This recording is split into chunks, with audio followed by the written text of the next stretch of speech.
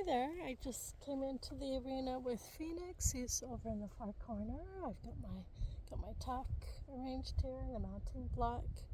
So I'm just gonna head over. I like to just sort of wander over real casual and see how he responds to me. I have no whip, I have no cavesson, nothing. So I do this on purpose just to see his natural reaction to me, how he feels about things. It helps me to know if I've been pressuring him too much in previous training situations.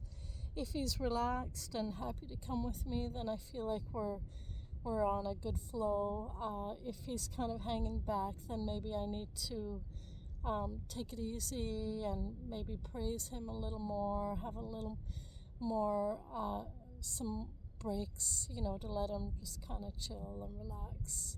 So yeah, so I just head over there and see what he has to say.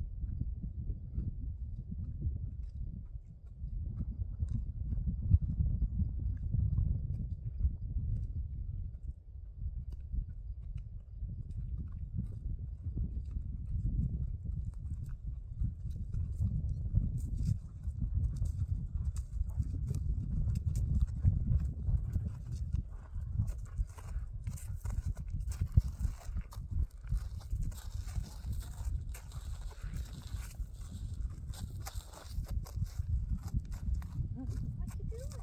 That silly boy. Hey, yeah.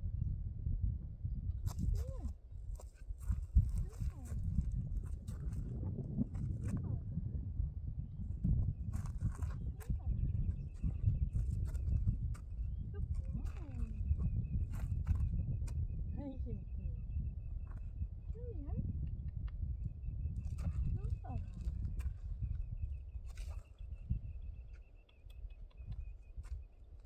Oh, good boy. Good boy.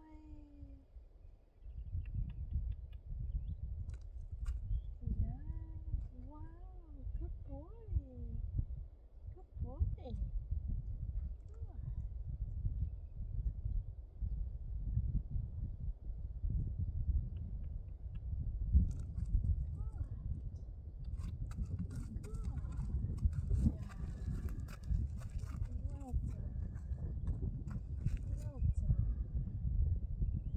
Nice. Well done. Well done.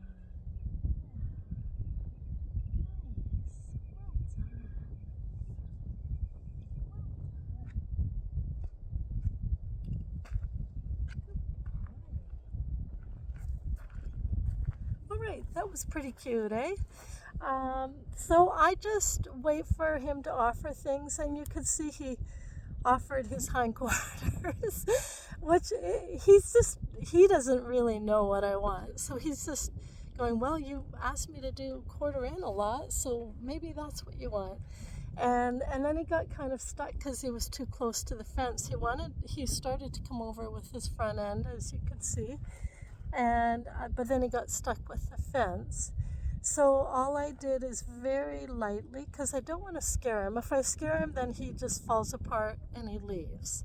So I very lightly just touch the inside hindquarter, and he understands that because I've taught him that it means to move his hindquarter out. And when he moved his hindquarter out, it gave him space to step in with his front end. And then it was great.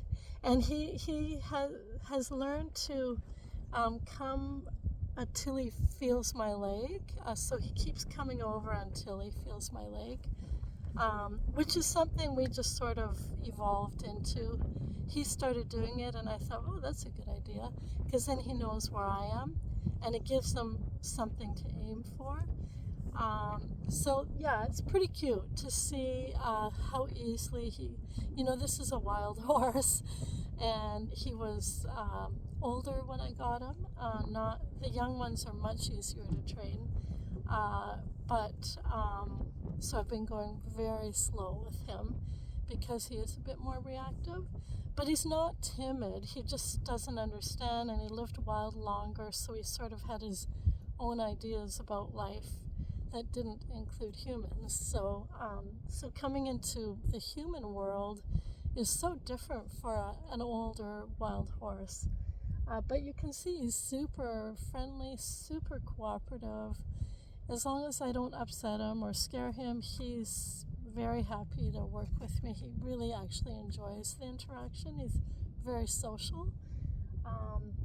And so, just to explain, when I first approached him at the far corner, I used the concept of facing up, which a lot of people do with wild horses.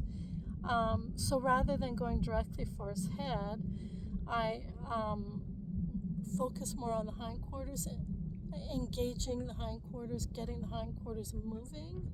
And when they move, he turns to face me, and then we can walk here. So it works really, really well. I find if you're too focused on the front end, they actually will turn away from you.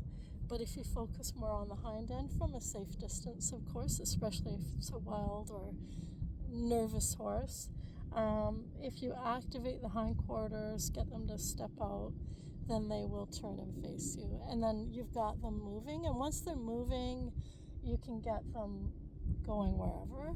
But when they're kind of stuck like that, you don't want to, like, I have no tack on them, but I don't like pulling and dragging my horses around. I like activating movement, their natural movement from the hindquarters. Okay?